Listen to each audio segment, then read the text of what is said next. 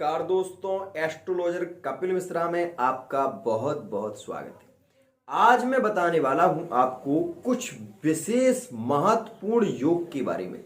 मेष राशि के जातकों के लिए इस मार्च के महीने में 5 तारीख, 6 तारीख और 7 तारीख में एक महान योग बन रहा है, जिसके चलते बहुत ही शीघ्रता से धन लाभ की स्थिति होगी। यदि आपकी लाइफ में अभी तक कोई नहीं था तो एक पार्टनर आपको मिलने वाला है।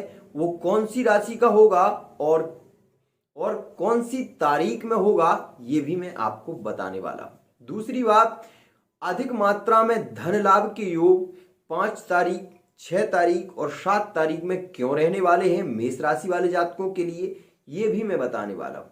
यदि आप इस वीडियो को देख रहे हैं तो आपने यदि हमारे चैनल को सब्सक्राइब नहीं किया तो सब्सक्राइब कर लें, बेल आइकन को प्रेस कर लें और वीडियो को अंत तक अवश्य ही देखें। आइए अब मैं बताने वाला हूं आपको विशेष महत्वपूर्ण योग के बारे में। सबसे पहले मैं बात करने वाला हूं इस 5 तारीख के बारे में। आज का पंचांग सबसे पहले हम जानते हैं। मित्रों, जैसा कि गोचर में आप देख रहे हैं कि यह जो मेष राशि का शनिवार का दिन रहने वाला है, इसमें रेवती नक्षत्र है। मतलब पंचकों का जो समापन जो तिथि है वो रेवती होती है, क्योंकि 5 नक्षत्रों में ही पंचक का निर्माण होता है। धनिष्ठा जो नक्षत्र है उससे पंचक का निर्माण होता है और रेवती में पंचक उतरती हैं। तो मित्रों, एक यहां पर दुर्योग भी है कि यदि इस दौरान किसी की मृत्यु इस दिन हो जाती है रात्रि में, तो उसको पंचक लगती हैं, जिसके कारण उसके कुटुंब में, उसके परिवार में ऐसी स्थिति बनती है कि 5 व्यक्तियों की मृत्यु का योग भी होता है, जो कि योग्य ब्राह्मण अगर होता है तो उसका निदान भी वो कर देता है। साथ ही इस दिन एक दुर्योग और बन रहा है मित्रों, इस दिन एक्सीडेंट का योग है।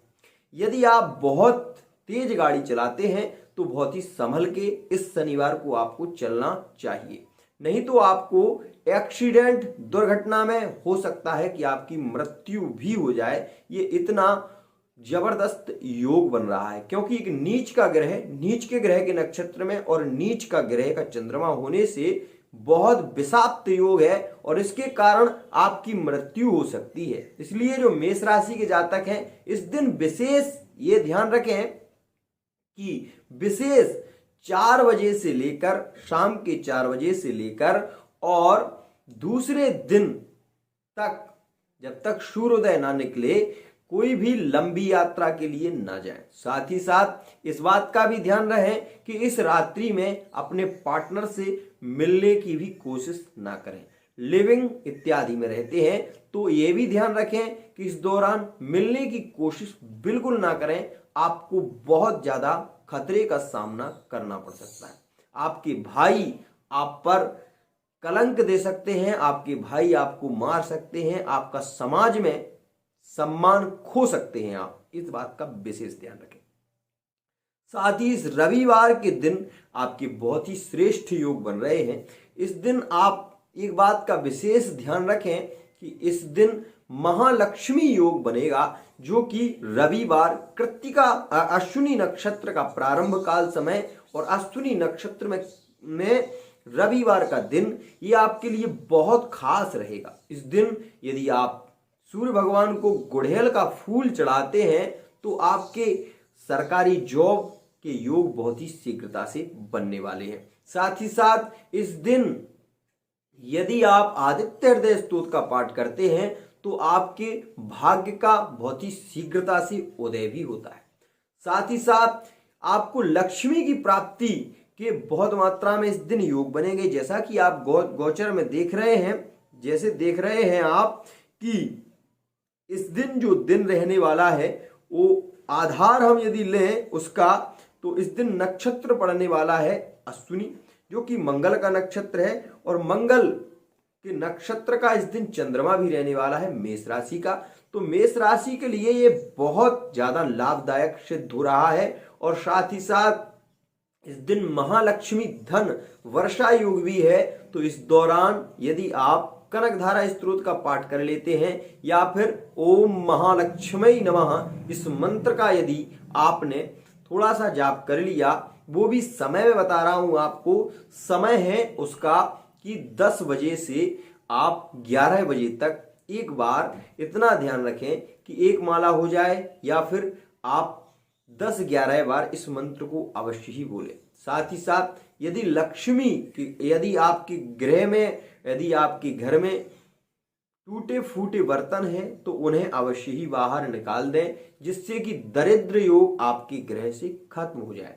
साथ ही साथ एक बात का विशेष ध्यान रहे कि इस दिन यदि आप सिंदूर से अपने घर के द्वार पर स्वस्तिक बना देते हैं तो उससे आपके गृह में लक्ष्मी का प्रवेश बहुत ही शीघ्रता से हो जाता है। साथ ही साथ अपने जो माता पिता हैं, पिताजी हैं, माताजी हैं, उनके द्वारा यदि इस दिन गाय को विशेष गुड़ के साथ में मिष्ठान भोज्य, अगर मिष्ठान भोज्य या गुड़ के साथ में रोटी खिलाई जाती है तो उससे भी लक्ष्मी बहुत शीघ्रता से आपके गृह में आगमन उनका होता है और लक्ष्मी की वृद्धि बहुत ही शीघ्रता से होती है।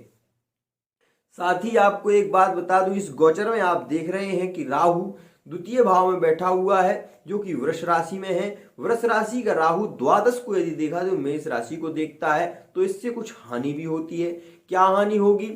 आपको शारीरिक थोड़ी सी टेंशन रह सकती है, जो कि मानसिक और शारीरिक दोनों तरीके से आपको टेंशन रहने वाली है। शरीर को लेकर आप इस दिन थोड़े से चिंतित अवश्य ही रहेंगे। दूसरी बात मैं आपको बताऊं कि जो राहु द्वितीय भाव में बैठा हुआ है या धन की हानि भी कर रहा है बहुत समय से, तो आप इस दिन यदि महालक्ष्मी जी की पूजा के तौर पर यह ध्यान रखें कि इस दिन सिंदूर गणेश जी को अवश्य अर्पित करें, जिससे कि आपके महालक्ष्मी योग बनने वाला है। एक बात और भी ध्यान रखें, इस सोमवार का दिन जो कि रहने वाला है 7 तारीख में, इस तारीख में यदि आप भगवान भोलेनाथ का अभिषेक कराएं दूध से तो शीघ्रता से आपके ग्रह में धन की वृद्धि होगी।